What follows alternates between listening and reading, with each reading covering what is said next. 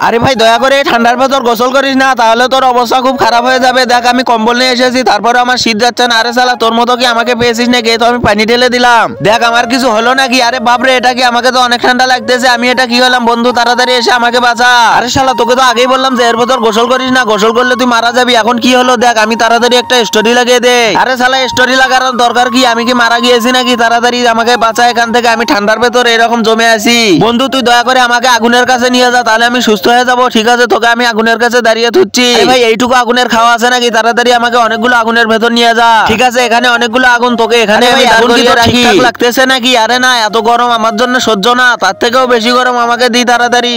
তার আগে বন্ধুরা, তোমরা যদি এই ফটোটিকে ভালোবেসে থাকো অবশ্যই চ্যানেলটি লাইক এবং সাবস্ক্রাইব করে দিবে।